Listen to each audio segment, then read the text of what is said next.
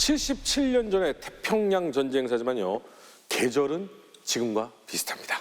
예. 자, 그러면 종전을 향해 한번 출발을 해보도록 하겠습니다. 정말 오랜 시간 고생들 많으십니다. 다 자업자득인 거 아시죠? 책임을 묻자면 예. 1945년 봄으로 다시 시계열을 돌리도록 하겠습니다. 오키나와 전투가 치러지는 동안 엄청난 일들이 계속해서 터졌습니다. 그야말로 격동의 1945년 봄이 아니었나라는 생각이 드는데요. 4월 5일에 소일 중립조약 파기 선언이 있었고요. 4월 7일에 일본 스즈키 내각 수립됐고요. 4월 12일 미국 루즈벨트 대통령이 사망합니다. 그리고 4월 30일 독일 히틀러가 사망하는데 스스로 사망합니다. 그리고 5월 8일 독일 항복문서 공식 서명. 불과 한 달 정도 되는 기간에 어마어마한 일들이 터졌거든요. 자, 2차 대전의 정세, 급물살을 탔는데요. 제대로 이해하기 위한 빌드업, 전중회담의 맥을 짚어보도록 하겠습니다. 이게 사실은요, 우리가 들으면 그 회담, 뭐 이러면서 있지만 사실 정리해봐 그러면 하나도 모르겠어요. 아마 시청자 여러분들 중에서도 헷갈리는 분들 굉장히 많은데, 심소령님 외우는 방법이 있다고요? 네, 뭐 사실 제가 한 건 아니고 제 아는 교수님께서 한 건데 카스테라 얄라 폭신해, 카스테라 얄라 폭신해. 카스테라 얄라 폭신해. 네. 그 뭐예요? 카스테라 카이로 회담, 카이로. 테헤란 회담, 얄라 폭신해 얄타 회담, 폭신해 포츠담 회담. 그럼 뭐 그럴싸한 것 같기도 하고 아닌 것 같기도 하고. 뛰어치는구나. 써놓으면 저절로 외워집니다. 그러니까. 네. 다음부터 시험 문제 안 나오겠어요. 이거 다들 외워서. 원장님, 네. 이거 정말 어렵고 사실은 중요한 이야기들이 많이 들어가 있는데도 불구하고 이것저것 뒤숭숭하고 헷갈리고 그래서 그냥 외면한 역사 포기자들이 많거든요. 네. 요거 역사 요만큼에서 좀 관찰해 주시면 좋을 것 같은데. 굉장히 중요한 회담들이고요. 사실 이 회담들이 45년 이후의 세계를 결정을 하는 그런 회담들이라고 할 수가 있고요. 사실 어떻게 이게 정리되는가를 굉장히 논리적으로, 그러니까 역사는요, 암기 과목이 아니에요. 그래요? 네, 암기 과목이 아니고 이거는 이해하는 과목입니다. 스튜디 안 하죠. 네. 근데 그 누구도 저희에게 이해시켜 주신 분은 없었어요. 다 이해시키려고 하는데 시간이 너무 없었죠. 네. 국사 시간이 일주일에 뭐 1시간, 2시간 하니까 가리키기가 어려워서 그런데 이게 카이로 회담부터 이제 시작을 해보겠습니다. 그게 이제 1943년 중국의 장제스 총통, 그다음에 루스벨트 미국 대통령, 그다음에 처칠 영국 총리가 만나죠. 사실 이 회담은 미국이 미얀마 전선 문제를 해결하려고 사실 만나는 거예요. 그러니까 미얀마 전선으로 좀 들어가가지고 거기에 우리 독립운동가 계셨었잖아요. 그분을 비롯해서 뭔가 하여튼 여기를 막아야만 일본의 동남아시아 전선에 맥을 끊을 수 있다고 생각을 한 거예요. 근데 미국이 혼자 들어가기 너무 힘드니까 지금 태평양에서 싸워야 되니까 여기에다 중국군하고 영국 해군을 동원을 하려고 한 겁니다. 그래서 여기 모여가지고 우리 한번 좀 얘기해보고 그걸 통해서 좀 설득해서 가자. 그래서 이제 원하는 게 뭐야? 해서 이제 루스벨트가 불러가지고 회담을 하는데 이 회담에서 이제 많이 알려져 있는 건 그거죠. 장제스 중국 총통이 와서 적절한 시기에 한국을 독립시켜준다. 시험에도 나오고 유명한 건데 사실은 그것보다 더 중요한 게 두 가지 있다고 생각해요. 첫 번째는 우선 우리와 관련된 부분에서 여기에 보면은 조선인의 노예 상태를 유의하여라고 되어 있습니다. 굉장히 중요한 구절입니다. 그러니까 일본이 항상 강조하는 게 뭐냐면 식민지를 통해서 조선을 엄청나게 발전시켜줬다라는 거예요. 그러니까 이거는 나중에 우리가 뭐 소위 얘기하는 식민지 근대화론하고 연결되는 거기도 하고 1965년에 한일협정을 할 때도 우리가 배상금 요구할 때 이미 우리가 이렇게 발전시켜줬는데 무슨 배상금이야 하고 할 때도 하지만 사실은 우리 독립운동가들이 3.1운동부터 해가지고 쭉 독립을 원하는 부분들을 보여줬기 때문에 열강들이 보기에 조선인들은 정말 독립을 원하는구나, 노예 상태에 있구나. 나중에 일본의 극우 세력들이 그 얘기를 하죠. 저 얘기가 나올 때 열강의 지도자들은 대부분 히스테리 상태에 빠져 있었다. 제정신이 아니었다. 무슨 조선인이 노예 상태야? 이런 얘기를 합니다. 근데 저는 저 문장 자체가 그 당시의 역사적 사실을 굉장히 정확하게 읽었던 거라고 생각을 합니다. 그다음 이제 두 번째 중요한 게 지금 이 전체에서 독립을 시켜주거나 반환을 해야 될 때로 얘기하고 있는 게 세 지역입니다. 하나가 조선이고 독립시켜줍니다. 근데 그것도 이제 저기에 보면은 적당한 시기에라고 돼 있습니다. 그래서 이제 이게 해석이. 신탁통치냐 뭐냐 뭐 여러 가지 논란이 있지만 기본적으로는 뭐 저는 신탁통치 아니라고 봅니다. 그게 어느 일국이 아니라 4개국에 의해서 조선에 영향을 미치게 함으로써 어느 일방의 영향권 안으로 들어가지 않도록 한다. 그래서 들어간 건데 어쨌든 조선이 하나 있고요. 두 번째로 들어가 있는 게 만주고 세 번째가 대만 펑우 있는데 펑우는 대만하고 대륙 사이에 있는 섬들이에요. 네. 그러니까 기본적으로 이제 대만과 만주인데 이거는 이제 중국한테 돌려준다. 근데 여기까지는 돼 있는데 문제는 그럼 다른 일본이 점령하고 있는 동남아 지역은 어떻게 할 거냐? 그거에 대한 얘기가 없어요. 이게 이제 굉장히 중요한 미국과 영국이 생각하고 있는 전후 질서예요. 1차 세계대전까지 됐던 기본적인 관행이 뭐냐면 세계전쟁이 일어났을 때 승전국의 식민지는 해방을 안 시켜줍니다. 그러니까 민족자결주의가 승전국의 식민지에는 해당이 안 돼요. 그러니까 우리가 3.1운동을 할 때 민족자결주의 얘기를 했지만 우리가 독립이 안 되는 게 뭐예요? 우리는 승전국의 식민지였어요, 그때는. 네. 일본의 식민지니까 일본의 식민지에 대해서는 민족자결주의가 해당이 안 되는 거죠. 그러면 지금 일본이 패망을 하면 일본의 식민지나 일본의 점령에 있는 곳들은 해방을 시켜주거나 아니면 뭐 미군정이 들어오거나 이렇게 하면 되는 건데 문제는 이제 다른 지역들 중에 전쟁하기 전에 유럽의 식민지였던 지역들을 어떻게 하느냐예요. 인도차이나. 그렇죠. 또 버마도 그렇죠. 그 다음에 말레이 반도 쪽으로 해서 이쪽도 그렇고 다시 인도 문제도 있습니다. 인도는 뭐 일본 점령 지역은 아니지만 근데 이 지역은 기본적으로 여기서 규정을 안 해요.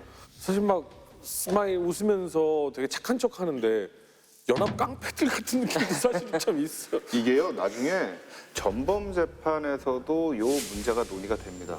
전범 재판에 세 가지 제목을 가지고 들었는데 첫 번째가 평화, 반평화예요. 그러니까 침략 범죄죠.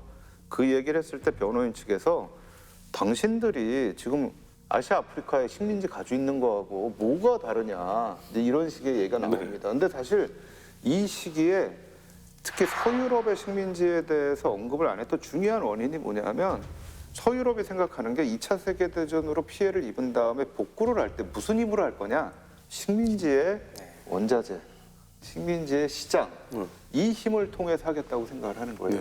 그러니까 이래서 무리하게 2차 세계대전 끝나고 나서 네덜란드가 프랑스가 인도 차이나하고 인도네시아 들어왔다가 독립전쟁에서 처참하게 깨지는 거잖아요. 그래서 45년부터 49년까지 인도네시아에서는 네덜란드와의 전쟁이 있었고 인도 차이나에서는 프랑스와의 전쟁이 있었는데 프랑스, 네덜란드 다 깨져나갑니다. 근데 이때까지 사실은 그 부분에 대해서 굉장히 중요하게 생각을 하고 있었다. 그 카이로 회담이 끝나자마자 테헤란 회담이 열립니다. 바로. 그래서 카스테라 할 때 테입니다. 이 테헤란 회담은 그러니까 11월 26일 날 카이로에서 끝나고 테헤란으로 28일 날 가는 거죠. 네. 근데 이게 여기 이제 장개석은 이제 돌아가고 스탈린이 옵니다. 근데 기본적으로 스탈린하고 장개석은 절대로 같이 있을 수가 없는 사람이에요. 한 자리로. 예, 따로.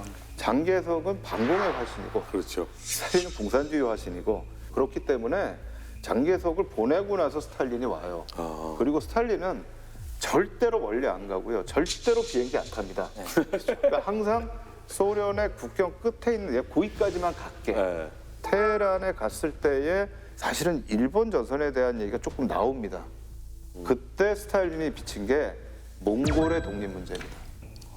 근데 이게 소련하고 일본 사이에 중립국 조약, 이 불가침 조약이 있기 때문에 이 전쟁에 못 들어간다고 하더라도 기본적으로는 몽골 정도는 완충지대로 놔둬야 되지 않겠는가. 그래서 이 지역에 대한 얘기가 여기서 얘기가 되고요. 기본적으로 이제 테헤란 회담에서는 유럽 전선에서 어떻게 할 것이냐.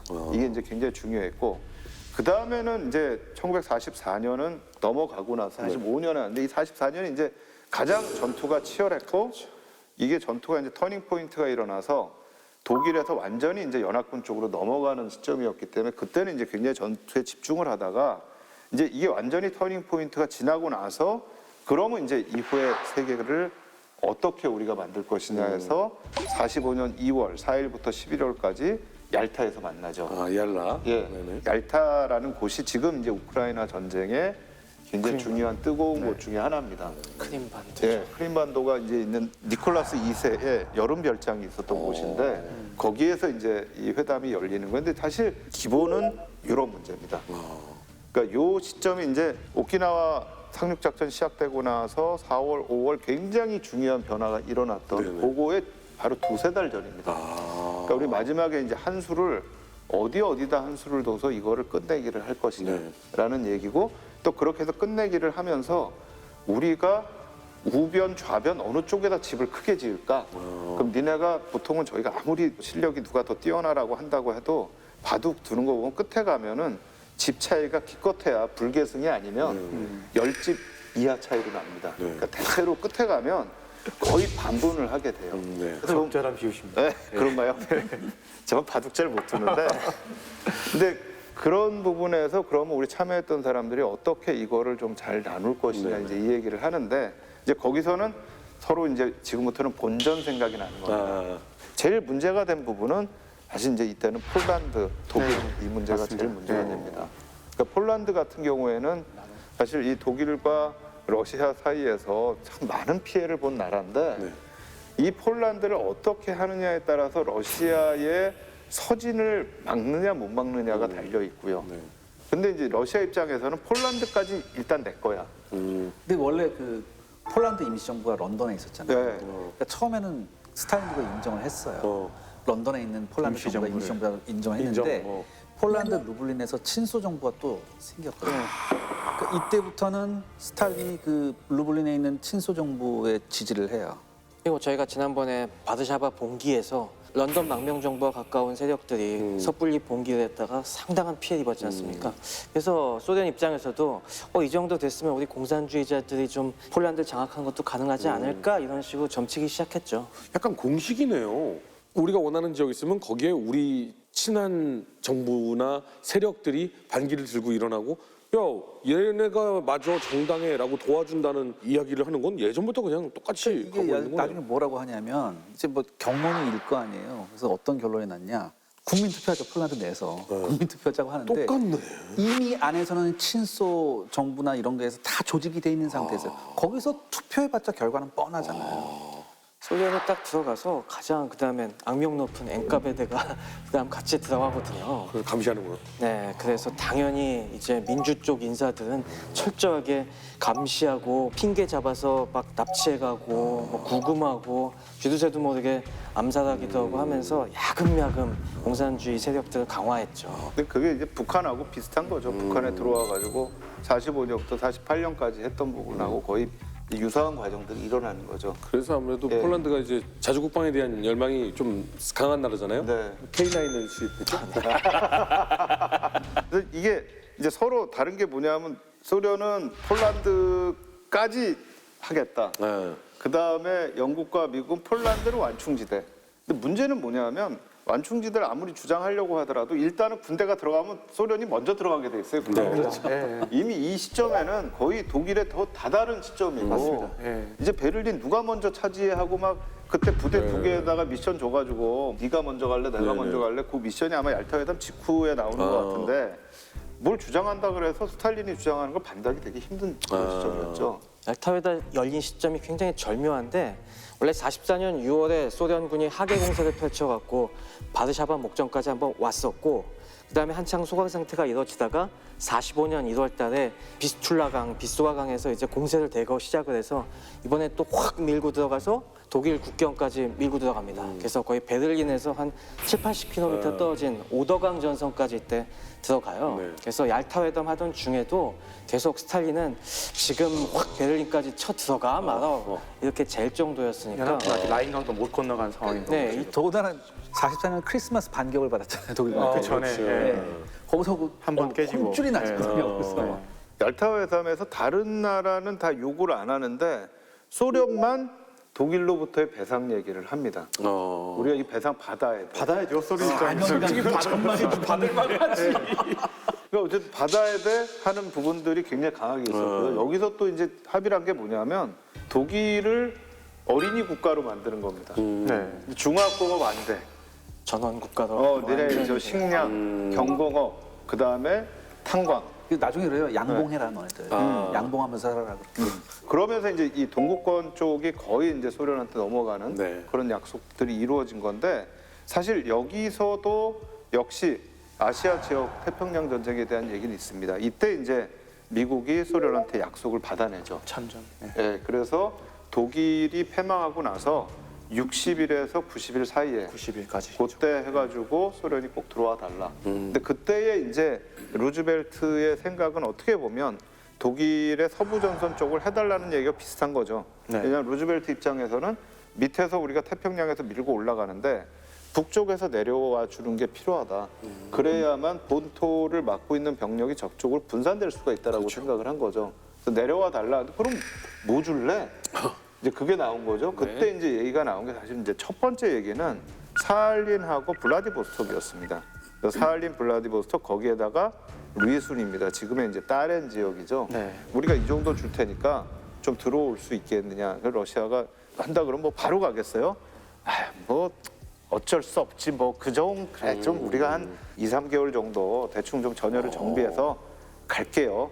하고는 이제 그 합의가 이루어지는 게 바로 이 얄타 회담입니다. 약간 지나칠 정도로 미국이 굉장히 많은 양보를 해줬어요. 그러니까 뭐 소련한테도 쿠릴리어도랑 네. 그다음에 뭐 만주에 있는 철도권까지 최우선 이익을 주겠다. 근데 제가 봤을 때는 이제 근본적으로 어떻게 보면 파시즘이 공산주의자랑 자유주의자의 공동된 적이잖아요. 근데 적이 지금 사라지고 있으면 자연스럽게 싸울 수밖에 없는 상황으로 가는 거 그나마 루즈벨트가 있기 때문에 지금 협조를 하고 있는 근데 이 상황인 것 같습니다. 루즈벨트의 이런 행동을 처칠은 이해를 못했어요. 처칠이 막 현장에서 말리고 그랬거든요. 왜 그래요? 막 그러면서. 근데 이게 지금 많이 저는 아프구나. 세 가지 회담을 보면 이 시기가 우리가 세계 질서가 넘어가는 딱 네, 맞아요. 저 가운데 있다라는 걸 보여주는 게 여러 가지 성격이 복합적으로 돼 있어요. 맞습니다. 예. 제가 카이로 회담 설명드렸던 건 뭐냐면 기본적으로 제국주의 시대의 잔재가 그대로 남아 있는 겁니다. 네. 제국주의 식민지 유지하겠다라는 네. 생각이 남아 있는 거고요. 그런데 얄타로 오게 되면 이제는 제국주의 시대가 아니고 틀이 깨져. 동서 양쪽으로 우리가 나눈다. 그러니까 이 전환의 시점에서의 두 가지 성격들이 각각의 회담에서 다 드러나는 맞습니다. 겁니다. 얄타 회담에서 중요한 의제 중에 하나가 또 뭐였냐면 프랑스를 전순국으로 넣는 거예요. 네. 프랑스를 전순국으로 넣으면은 우리 편이 하나 더 생기고. 근데 거기서 소련이 무슨 소리야? 프랑스가 뭐 했는데? 이렇게 얘기해요. 니네들 한 달도 안 돼가지고 그렇죠. 독일군한테 박수 맞아요. 쳐놓고서는 뭘? 너 무슨 소리야? 이거를 이제 반박할 논리가 제대로 없으니까 또 양보를 하는 거야. 거기서. 알았어, 그럼 내가 이거 하나 더 줄게. 네, 그런 식으로. 그러면 지금 현재까지 이제 카스테라 얄라까지 이제 네. 갔잖아요. 근데 카가 우리 입장에서는 굉장히 중요한 회담이었고 여기에서 이제 이 태로 넘어가면서 유럽 전선이나 이런 쪽을 신경을 많이 쓰다가 얄타에서 굉장히 중요한 결정들을 많이 했네요. 굉장히 많이 그 머릿속에 되게 쏙 했고요. 들어갔어, 지금. 네, 그리고 또 하나 이제 이 얄타가 중요한 거는 사실은 이제 유엔이라고 하는 기구가 생기는 거죠. 사실 1차 세계대전 끝나고 더 이상의 전쟁을 막기 위해서 여러 가지 기제들이 있었어요. 군축회담도 있었고 그다음에 국제연맹도 만들었고 네. 또 1928년에는 모여가지고 전쟁하지 않는다. 전쟁으로 우리가 외교적인 거를 해결하지 않는다라는 그런 선언도 한 게 있어요. 근데 해왔는데 이게 지금 다 안 통했거든요. 그러니까 사실 루즈벨트가 생각했던 거는 소련한테 양보를 한 이유가 있어요. 기본적으로 지금 말썽 일으키는 나라들, 구제국들의 몇 개 제국은 이거 완전히 비무장화 시켜버리고 소련과 미국이 컨트롤 타워가 돼가지고 세계를 그냥 한번 이끌어보자. 같이 협조해서. 평화로운 공존 체제. 그러니까 전후 평화를 위해서는 소련이 필수 불가결한 조건이라고 네, 이거는 뭐 어떻게 인정할 우리가 수밖에 없다. 적으로 만들 수가 없고 그냥 국제연합을 만드는데 그러면 이제 소련 입장에서는 야 국제연합 해가지고 나라들이 다 들어오는데 그거 다 미국 니네 편 아니야. 그럼 이거 해봤자 우리 아무 소용 없잖아. 거부권 줄게. 그렇지. 그러네. 네. 그러니까 거기에 상임이사국. 5개의 가장 중요한 나라들로 상임이사국이라는 걸 만들어 놓고 이 거부권 행사되면 모든 건 결정 안 된다. 아, 이때 이게 나왔군요. 네, 상임이사국이 생기고 그게 이제 또 하나 이 얄타 회담이 갖는 중요성이라고 할 수가 있겠죠. 얄타 회담이 특히 냉전사 하는 사람한테 특히 중요한 게 얄타 회담을 통해 얄타 체제가 만들어집니다. 이거는 이제 미소가 협조하는 체제인 거고요. 그리고 이게 깨지는 순간 이제 냉전이 이제 본격화되는 거죠. 근데 사실 테헤란과 얄타에서 그 보여지는 딱 그 모습이 스탈린의 전형적인 모습이잖아요. 근데 스탈린 저 젊었을 때 사진 보고요. 아예 못 알아봤어요. 사람이 저 상태로 늙어가지 않아요, 보통? 사람이요 나이가 먹을수록 얼굴을 자기가 만듭니다. 그래서 독재자가 되고 뭐 사람 많이 죽이고 부정축제하면서 늙어간 사람하고 이쁘게 역전다방 출연하면서 늙어간 사람하고 얼굴의 모습이 달라요.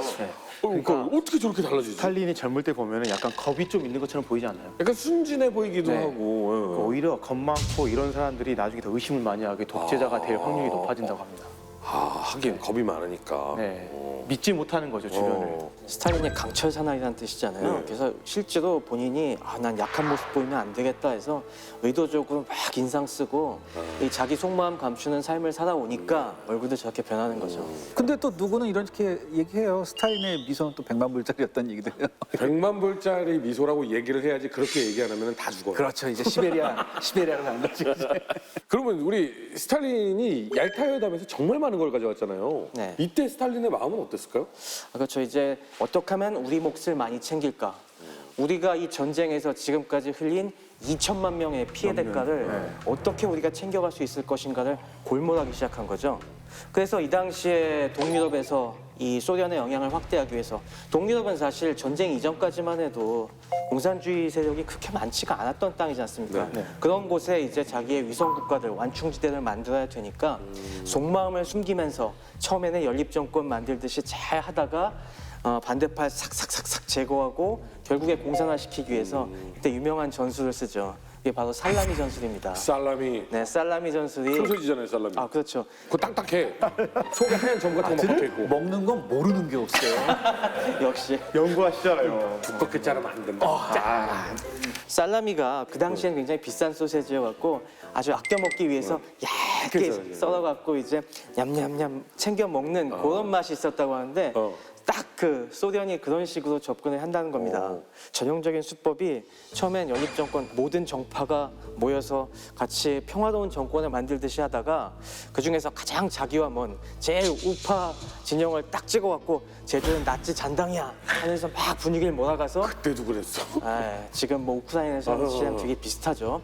그렇게 해서 걔들 먼저 다 총기를 모아서 제거하고 그다음부터 하나하나씩 그런 식으로 핑계를 대서 쟤는 조사해보니까 사실 SS에 부역한 혐의가 있어 하면서 또 제거하고 제거하는 술이 하나 있다면 사실 이 북한이나 몇 군데에서 쓴 전술은 뭐냐면 소위 이제 공산주의자들의 얘기는 부르주아지 정당 또는 뭐 중간 정당에다가 세포들을 심는 거예요. 그죠. 그래서 이제 북한 같은 경우에는 조선민주당하고 천도교 청우당에다가 네. 공산주의자들 세포를 심어가지고 결국 이 사람들이 권력을 장악하고 이거를 북조선 노동당으로 합쳐버립니다. 그러니까 그렇게 해가지고 우리는 공산주의자뿐만 아니라 다양한 세력이 들어와 있는 대중정당이야. 이제 이렇게 해가지고선 이제 공산당 일당 독재를 만들어가는 거죠. 그래서 북한의 노동당이라는 게 네. 기본적으로는 조선공산당을 바로 계승하고 있는 게 아니에요. 핵심 가는데 나머지 정당들에다가 세포를 심어서 당을 변화시켜서 합쳐가지고 해서 가는 이런 전술들이 같이 쓰이는 거죠. 제거하는 것과 집어넣어서 합쳐가는 거. 정치 전술은 넘버 원이다. 그러니까 중국식 공산주의 확장이라고 볼 수 있죠. 왜냐하면 이게 북한에도 똑같았고 베트남에도 똑같았거든요. 근데 왜 똑같은 거예요? 우리는 계속 당해야 돼요. 그러니까 그때는 그걸 잘 몰랐었어요. 그렇죠. 그리고 이 당시에는 루즈벨트와 심지어 처칠까지도 어느 정도 소련이 2천만 명의 피해 대가를 안 치를 수는 없잖아요. 그렇죠. 너무 비교가 됐지 않습니까? 미국이나 영국은 2차 대전 기간 전사자 해봤자 50만 내외밖에 안 되거든요. 소련의 공이 너무 크니까 네, 독일은 그걸 갖다가 80%를 잡아주고 있었고. 그러니 어느 정도 지분을 인정해줄 수밖에 없다라고 굉장히 유한 마음을 갖고 얄타에 왔어요. 근데 그거에 대해서 스탈린은 꿰뚫어보고 있었던 거죠. 저놈들이 이제 우리에게 어느 정도 양보해줄 준비를 하고 왔구나. 그러니까 지금의 호의를 이용을 해서 최대한의 완충지대를 마련해 놓겠다. 깊이 그 밑에 깔려 있었죠. 근데 기본적으로 이제 그 부분도 좀 생각할 게 있는 것 같아요. 또 소련이 그렇게 하는 게 현지에서 그냥 강압으로만 되는 게 아니고요. 먹혀 들어간 부분들이 있는 게 아까 제가 그 카이로 회담에서 제국주의적인 그 부분들이 남아 있다고 했잖아요. 그러니까 사실은 지금 다른 서방의 국가들은 자기 식민지에서의 전쟁들의 원죄들이 남아 있는데 일단 소련은 그게 없어요. 없어. 그러니까 소련은 반제국주의, 반군국주의 침략 전쟁을 했다라는 게 있기 때문에 45년 이후에 점령 지역에서 해방된 지역을 보면 기본적으로 공산주의자들의 인기가 높아요. 그래도 니네는 반제국주의자. 제국주의들하고 싸운 거 아니야. 그러니까 이게 이러다가 공산주의자들이 다 먹겠구나 하는 공포가 있으면서도 먹혀 들어갈 수밖에 없는 또 현지의 기본적인 상황의 바탕이 또 있는 거예요. 이거 딱 그거잖아요. 명분을 가지고 있다 아닙니까?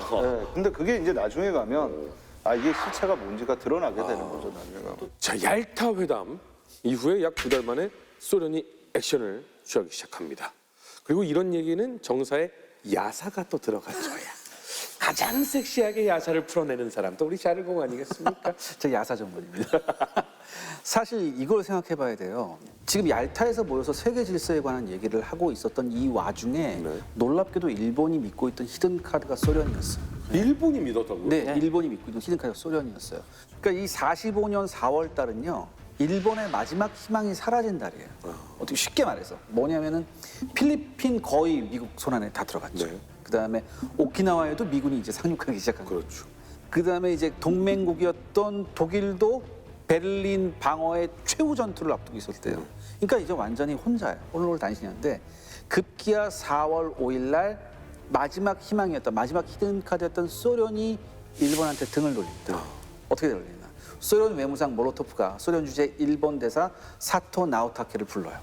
그래서 뭐라고? 일방적으로 소련과 일본의 중립조약을 파기한다. 이제 더 이상 연장하지 않는다라고 얘기했어요. 근데 이 조약이 비준된 게 1941년 4월 25일이거든요. 근데 이게 5년 유효 기간이고요. 네. 그다음에 5년 유효한 조약으로 폐기 시에는 1년 전에 통고해야 한다는 단서 조항이 있었어요. 하지 않으면 5년 예, 자동이 그렇죠. 연장되고 예. 전세 계약하고 비슷하네요. 예. 그러니까 이 몰로토프는 일방적으로 딱 얘기한 다음에 나가 이러려고 했어요. 그래서 나가려고 했는데 사토가 팔을 탁 잡는 거예요. 그래서 왜? 하고 이렇게 봤어요. 그러니까 사토가 거기서 무슨 얘기를 하냐? 지금 저한테 통고하셨으니까 폐기는 그럼 1946년 4월까지인가요? 내년이지. 네. 이게 맞잖아요. 조약상. 그렇죠, 그렇죠. 여기서 몰로토프가 속으로 헉. 근데 여기서 헉을 속으로는 헉했을 때 그치, 그치. 겉으로는 드러나면 안 돼. 그래서 뭐라고 했냐? 여기서 몰로토프가 이런 얘기를 합니다. 물론입니다. 틀림없이 유효합니다. 대사께서는 아무 걱정하지 마시고 본국에 통고하세요. 라고 얘기합니다. 그야말로 몰로토프의 혼이 담긴 구라였죠. 근데 이게 진짜 소련한테 중요한 게 뭐냐면 소련은 파기해도 그 일본이 지금 우리가 체결하고 있는 조약이 유효함을 믿게 만들어야 됩니다. 그렇죠. 맞아요. 이게 핵심입니다. 그러니까 이 사람이 혼을 담긴 구라가 저는 의도가 있었는지 없었는지는 모르겠지만 결론적으로 소련 스탈린이 의도했던 걸 그대로 잘 해준 겁니다. 근데 저는 진짜로 지금 현재 이게 이해가 가지 않는 게 계약이라고 하는 것을 기본으로 뒀을 때 어차피 파괴할 것이면 파기하고 안 지킬 거면 굳이 외무상에 가서 얘기할 필요가 왜 있어요? 아니야. 통보를 해줘야 된다. 아무리 이런 식이라도 네. 외교의 근본 그걸 없애버리면 이건 외교를 국제적으로 할 수가 없어요. 이게 외교란 건 그런 거예요. 지금 허준 씨 같이 하는 게 전형적인 독재 국가가 하는 거죠. 나 이거 싫어? 끝. 너 가. 뭐. 아니 그런데 어차피 일본이 진중한 습격할 때도 네. 그거에 대한 선전포고 문제는 국제법 위반이었잖아요. 네, 근데 위반이죠. 국제법이라는 거는 이 구속력이 되게 약하거든요. 그러니까 사실 이게 혼이 담긴 구라를 했던 네. 뭐라고 일방적으로 선언을 했건 간에 파기할 수 있잖아요. 이거 독소불가침 조약도 같지 않았나요? 근데 여기서는 네. 조약을 지켰더라고요. 왜냐하면 일본으로서는 그 1년이 굉장히 중요했었나 봐요. 1년의 시간을 벌었다고 본국에 통보를 합니다. 사토가. 이때 일본이 희망을 가져요. 나이스. 굉장한 희망을 이거를 소련이 이제 원했던 거죠. 희망을 갖기를. 네, 왜냐하면 그래도 일본이 소련한테 의지를 해서 소련이 뭔가 카드를 가지고 있는 거잖아요. 우리가 전쟁을 끝내줄 수 있는 카드가 우리한테 있다. 그러면 장차 이제 미국과 경쟁하고 이럴 때 미국에게 우리가 보여줄 수 있는 게 있는 거잖아요. 그러니까 완전히 일본을 적으로 돌리면 안 되는 거죠. 협상의 여지도 있다. 네, 그러면서도 소련의 또 중요한 건 뭐냐면 미국에 대해서 그래도 우리는 일본하고 싸울 의지가 있다는 걸 또 보여줘야 했기 때문에 파기를 한 거죠. 그러니까 저걸 속여야 될 거 아니에요. 그래서 제가 혼이 담긴 구라라고 한 거예요. 미국도 속여야 되고 일본도 속여야 되고. 공산당이 원래 정치를 잘해요. 공산 국가들이요. 기본적인 서방 국가들보다 훨씬 더 국제법에 대한 명분을 많이 얘기합니다. 우리 그 정전협상 할 때도 역시 와, 장난 마찬가지로 아니죠. 포로 이 교환할 때도 아니 포로 국제 규정이 이렇게 돼 있는데 왜 어겨? 나중에 푸에블로 사건 때도 미국하고 협상할 때 니네 분명히 이거 우리 받았는데 니네 왜 들어왔어? 넘어오면 어떻게 되는 거야? 뭐 이런 그러니까 지금도 그런 협상을 할 때 보면은요. 훨씬 더 국제 협약들을 많이 이용을 합니다. 또 자기들 명분을 쌓으려고 그렇습니다. 그래서 예. 밖으로 내가 옳다라고 하는 정략성을 보여주기 위해서 이런 얘기들을 굉장히 많이 합니다. 자, 그러면 이렇게 안면몰수 대의명분 잘 이용하는 소련이 지금 이제 던졌단 말이죠. 그러니까 그 1년이 일본한테는 굉장히 중요했어요. 그래서 이 무슨 생각을 했냐 일본이 일단 소련 국경 쪽에 배치했던 병력을 뺄 수 있다. 이걸 태평양 전선으로 돌릴 수 있다. 이런 생각을 했었고 두 번째는 나름 일본에도 똑똑한 사람이 있어요. 있겠죠. 똑똑한 외교관들도 많고. 근데 이 똑똑한 외교관들이 무슨 생각을 했냐? 분명히 전후에 미국과 소련의 대결이 된다. 그러면 이게 우리한테 희망이다. 왜? 우리는 지금 미영하고 싸웠잖아. 근데 이렇게 되면은 소련을 우리 편으로 끌어들여서 우리가 소련과 함께 미영과 대결할 수 있다는 생각을 해요. 공산당이 될 생각이에요? 그거하고 상관없는 거예요 지금. 국가 패망 이게 있기 때문에 누구하고 선다는 건 상관이 없는 거예요. 그러니까 한마디로 뭐냐? 일본은 끝까지 소련이 동맹국이라고 판단합니다. 근데 지금 현재 일본은 상황 판단도 전혀 안 되고 네. 정말 작전이라고는 말도 안 되는 작전만 지금 펼치고 있는 이런 상황입니다. 네. 그런데 아니 그 와중에 또 내각이 바뀌어요? 네, 그러니까 고이소 내각이 이제 총 사퇴를 하게 됩니다. 전황이 너무 안 좋았고 고이소 내각이 마지막 희망을 걸었던 게 장제스랑 이렇게 공작을 펼쳐가지고 중일전쟁 끝내놓고 어떻게든 끝내겠다라는 걸 했는데 그것도 이제 일본 내부의 반대에 엄청나게 부딪히게 됐고 결국에 막다른 골목에서 사임을 하게 됐고 이제 새롭게 스즈키 칸타로 내각이 이제 만들어집니다. 근데 이 스즈키 칸타로라는 인물이 누구인가부터 좀 이야기를 해야 될 것 같은데 이 당시에 나이가 77세입니다. 귀도 잘 안 들렸어요. 그래서 귓속말로 이렇게 이야기해줘야지 이렇게 알아듣고 뭐 이런 정도였는데 사람이 나이도 나이고 지금 상황이 너무 안 좋잖아요. 총리직을 고사를 했죠. 근데 누가 부탁을 했냐면 일왕이 직접 부탁을 합니다. 근데 그도 그럴 것이 이 사람은 일왕을 아주 오랫동안 보필했던 시종장 역할을 했어요. 그렇기 때문에 거절을 못했던 거죠. 근데 이제 아마 생각을 했을 거예요. 총리가 되면서 나 이제 어떻게 해야 되나? 일왕은 왜 나한테 이런 어려운 일을 맡겼을까? 아 그래, 나에게 맡겨진 임무는 이 전쟁을 끝내야 되는 거구나 라고 아마 생각을 했을 겁니다. 그래서 기본적으로 이 스즈키 내각은 전쟁을 끝내야 되는, 그러니까 일본식 표현에 따르면 종전을 해야 되는 임무를 지닌 내각입니다. 今日私の対面が降下いたしました以上、私は私の最後のご奉公と考えますると同時に、まず私が1億国民諸君の真っ先に立って死に柄を探す。 그래서 당시에 이제 종전을 두고 일본 내부의 권력 구조는 크게 이제 개전파, 전쟁을 계속해야 된다는 입장과 화평파, 협상으로 전쟁을 종전하자는 입장으로 나눌 수 있습니다. 그래서 스즈키 내각에서는 화평파를 대거 등용을 합니다. 그래서 그러겠죠. 네, 화평파를 좀 놓고 보자면 대표적으로는 원래 이전부터 해군 대신이었던 요나이 미츠마사입니다. 그러니까 유임을 시키는 거죠, 해군 대신으로. 그 다음에 그래서 가장 주목해서 볼 인물이 누구냐면 외무 대신으로 임명했던 도고 시게노리입니다. 그래서 도고 시게노리는 원래 조선인 도공의 후손이에요. 임진왜란때 붙잡혀갔던. 그래서 한국 이름도 있었어요. 박무덕입니다. 오, 무덕 씨. 네, 그래서 예전에 원장님께 여쭤보고 싶은 게 서울대 국제대학원 교수님으로 네. 도고 시게노리의 손자가 네. 계셨다고 들었습니다.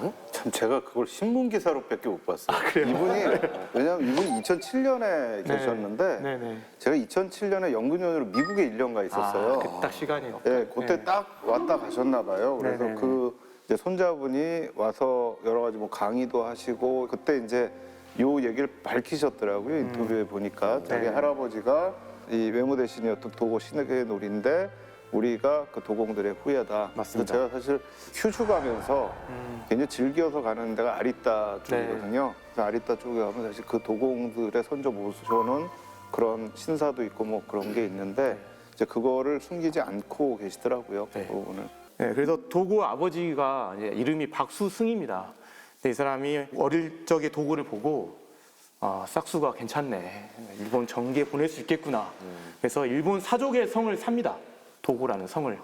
그래서 이름을 이제 개명을 했고 그 덕분에 도고가 이제 일본 정계에 진출을 할 수 있게 된 거죠. 그래서 도고는 사실 이제 이 중에서도 가장 적극적인 화평파인데 스즈키 내각이 과연 종전할 의지가 있는지 없는지에 대한 그게 의심을 계속했어요. 그래서 결국 나중에 우리는 종전할 의지가 있다라는 확답을 받고 나서야 외무 대신을 수락을 합니다.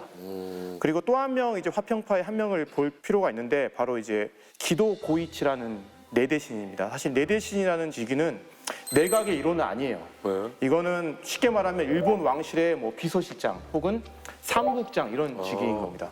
근데 이 사람이 화평파였고 또 이 사람이 화평파였던 게 상당히 중요한 게 가장 지금 일본 왕과 가까운 위치에 있다 보니까 일본 왕에게 의사 전달하기도 쉽고 일본 왕의 의사를 주기도 가장 중요한 위치에 있었기 때문에 이런 좀 주목할 필요가 있을 것 같고요. 근데 문제가 스즈키가 육군을 엄청 두려워했어요. 당시 일본 내각에 있는 모든 인원들이 다 육군을 두려워했죠, 당연히. 근데 그 중에서도 스즈키는 특히 두려워했다. 근데 이유가 다 있습니다. 이륙을 경험을 했어요. 아, 이륙. 스즈키가 당시의 시종장이었는데 청년 장교들이 스즈키 저놈은 일왕의 간신이다. 그래가지고 총탄을 3발을 쏴버립니다. 그래서 총탄 3발 맞고도 살아남은 사람이 스즈키거든요. 그때 이제 히로히토 일왕이 감히 짐의 충신을 너희가 쏴 하면서 그때 진압 명령을 내려서 이 이륙이 실패했던 그리고 계기가 만주로 다 되기도. 쫓겨나고. 그렇죠. 아주 기억력이 너무 좋으신 것 같습니다. 예. 그래서 이제 이렇게 스즈키는 육군을 대단히 두려워할 수밖에 없었고, 그래서 오히려 이 육군 대신으로는 누구를 앉히냐면 계전파에서도 가장 최선봉에 서 있었던 이나미 코레치카 대장을 육군 대신으로 앉힙니다. 왜? 그러니까 가장 무섭고 가장 두려운 적이니까. 자기 내각이 화평파 하면은 공격받잖아요. 그러니까 어떻게 보면 이 사람은 공격을 막아줄 수 있는 사람이죠. 계전파니까. 우리가 무조건 화평만 하려는 내각은 아니야. 이런 걸 좀 보여주는 역할을 해요. 거죠. 예. 그래서 이게 핵심인데 스즈키 내각의 행보 혹은 스즈키 행보를 보면은 이 내각이 진짜 화평 정책을 펼치는지 아니면 본토 결전을 감수하는 그런 전쟁을 계속 하려고 하는지 감이 잘 안 와요. 네. 되게 오락가락합니다. 그 한편으로는 도고를 중심으로 화평 공작을 계속하면서도 스즈키 스스로가 뭐 총리 담화나 이런 공식적인 자리에서 아니면 대외적인 자리에서 우리는 1억 옥세로 해야 된다. 끝까지 싸워야 된다. 특공을 해야 된다. 그러니까 전형적인 계전파의 행보를 보이거든요. 그러니까 대단히 파악하기가 어렵고 어떤 사람들은 스즈키는 사실 화평파가 아니었고 계전파였다. 이렇게 평가하는 사람도 있습니다. 근데 이거를 조금 찬찬히 보면은 스즈키는 화평론자가 맞습니다. 다만 일왕과 함께 일격 화평론자였다. 이게 핵심인 것 같아요. 일격 화평론. 네, 이런 용어가 이제 나오거든요. 이게 뭐냐면 미국에게 한 방 먹이고 나면 좋은 조건으로 화평할 수 있다, 종전할 수 있다는 거예요. 잠깐만, 그거 진주만 때 논리 아닌가요? 그거 계속 가죠.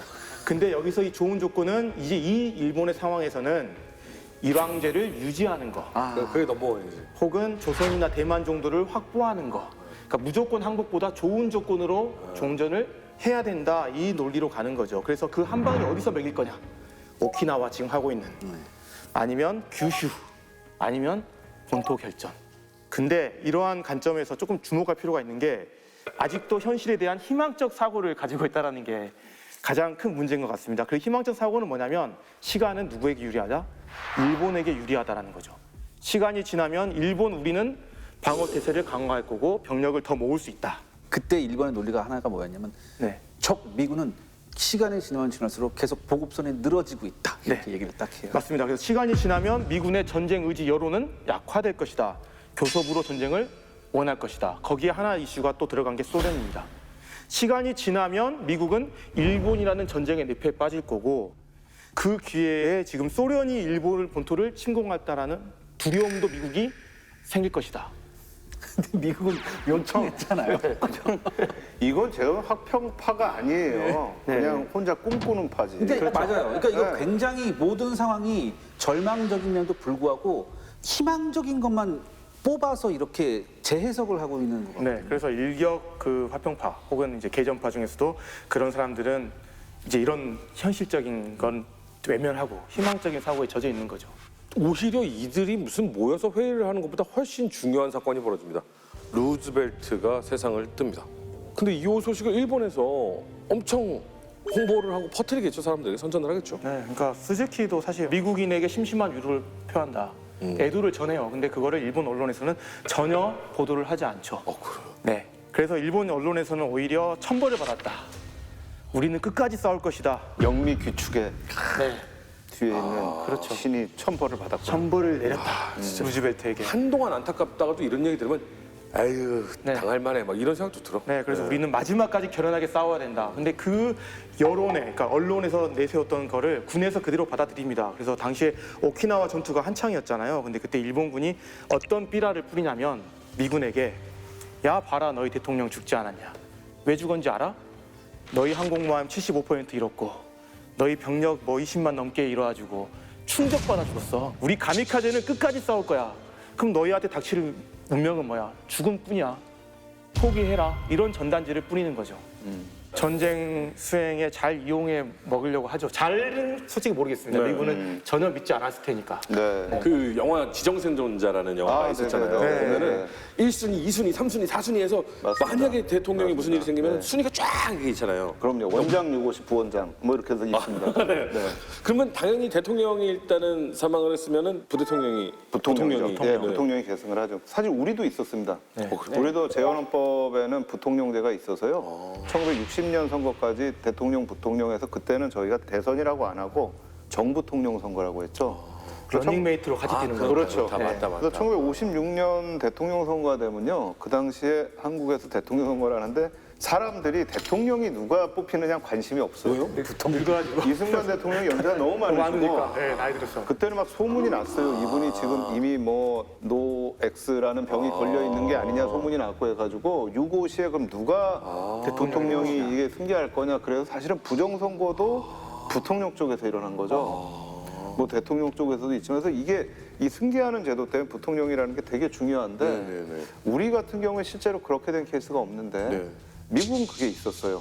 그래서 이제 루즈벨트 대통령이 죽고 나서 트루먼 대통령이 부통령이 이제 대통령직을 승계를 하는데 사실 이 부통령이 대통령을 승계한다라는 게 저는 약간 좀 문제가 있는 것 같아요. 왜요? 이게 기본적으로는 부통령이 러닝메이트로 들어오는데 보통 미국에서 대통령이 러닝메이트로 부통령을 지명을 할 때의 전술과 전략이 뭐냐면 자기가 표를 얻기 어려운 지역 출신의 분을 써요. 약간 상대편 지역 같은 그렇죠, 느낌이에요. 그렇죠. 예. 그러니까 예컨대 이제 케네디 대통령이 아주 대표적인데 네. 케네디 대통령은 마사추세츠 우리가 얘기하는 뉴잉글랜드 지역의 북동 지역에 거기다가 이분은 또 가톨릭이에요. 그러니까 미국의 기본적인 신교도하고 또 다르거든요. 네. 그러니까 부통령을 남쪽에 텍사스 쪽에 있는 분을 쓰는 거죠. 그러니까 비슷하게 지금 루즈벨트 대통령은 뉴욕 쪽이니까 네.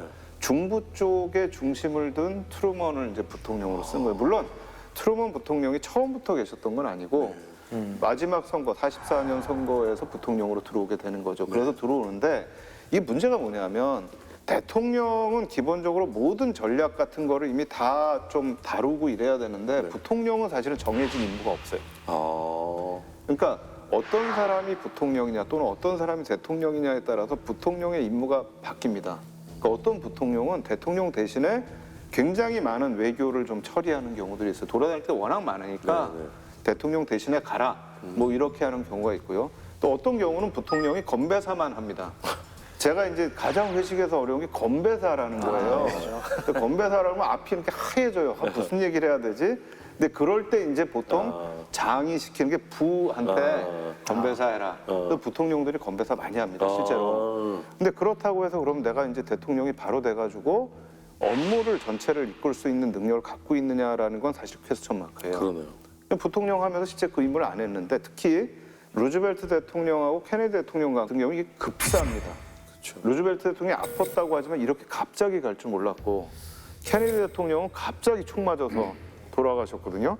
그러니까 이럴 때 지금 어떻게 해야 되느냐. 그러니까 다른 부분에서 문제가 많이 생기겠지만 제가 이 한미 관계를 하면서 느끼는 건 뭐냐면 특히 외교 정책에서 많이 문제가 닥쳐요. 그러니까 외교 정책은 대통령은 항상 브리핑을 받습니다.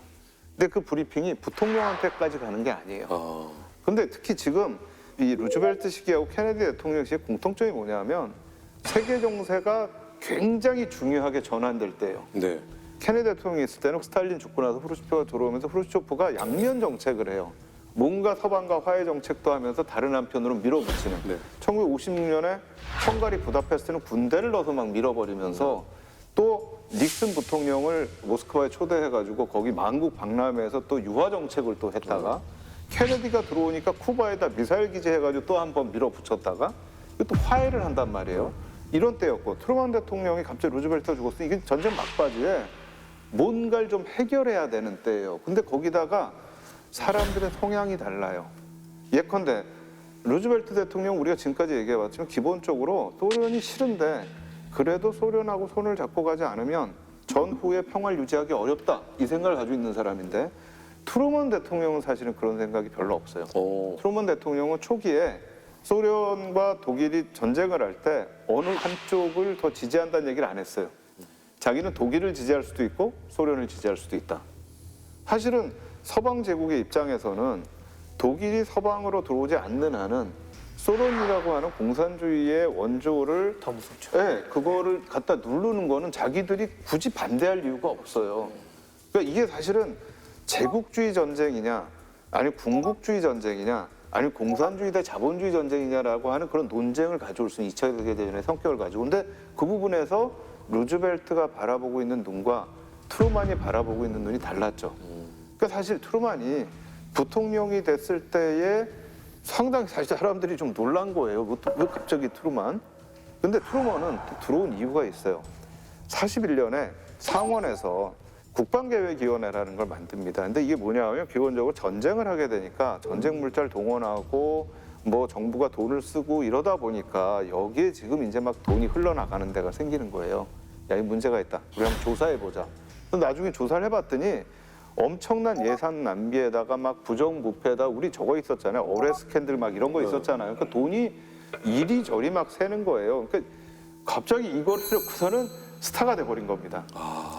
그래가지고 당시 평가로는 당시 금액으로 한 150억 달러 정도의 예산을 절약을 했다. 네네. 그래서 제가 지금 기억하기로 아마 타임즈였나 어떤 잡지에 표지 모델로도 나갔다 그래요. 그 정도로. 예, 그래가지고 기본적으로 뭔가 좀 나라를 바꿀 수 있는 사람이구나. 그런데 문제가 이제 또 하나 된 게 뭐냐면 트루만이 부통령을 하면서 뭐 여러 가지 문제에 대해서 얘기는 했겠지만 사실은 잘 모르는 거예요. 어떻게 돌아가는지. 근데 이러다 보니까 제가 보기에는 이 트루만 대통령은 어떻게 보면 미소 냉전이 시작되는데 제일 중요한 역할을 했던 사람 중에 한 사람인데 그 사실은 소련의 변질을 꿰뚫어 본 사람이죠. 어떻게 보면 독일이나 일본의 군국주의만큼 또는 그보다 더 이거는 우리의 적이다라고 생각하는 트루만 대통령. 그러니까 사실은 소련과 강경책으로 냉전을 가져간다고 한다면 나중에 존슨 대통령 케네디를 승계했을 때에 그때 또 한 번 굉장히 강경하게 나가는 게 이제 베트남 전쟁입니다.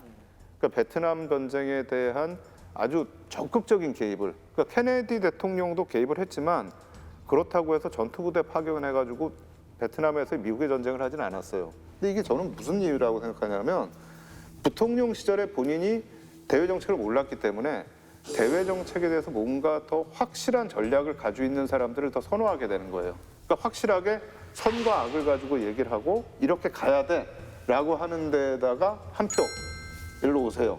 이렇게 되면서 이제 그런 분들이 기본적으로 좀 보다 좀 강경한 정책들을 밀고 나가게 되는 거죠. 그러니까 그게 이제 보면 사실은 이제 트루만 시절에 번스 국무장관 아주 대표적이죠. 이분도 사실은 그렇게 주목을 받을 수 있는 사람은 아니었는데 사실은 대소련 강경책을 주장하는 사람이었고 네. 그래서 이제 발탁이 되고 이제 그 다음에 2기 국무장관이 마샬 장군이 하게 되죠. 이제 그런 부분들이 저는 이 시기에 이 루즈벨트에서 트루만으로 바뀌게 되는 어떤 대외 정책의 변화의 핵심에 두 대통령이 서 있었다라고 볼 수가 있었을 것 같습니다.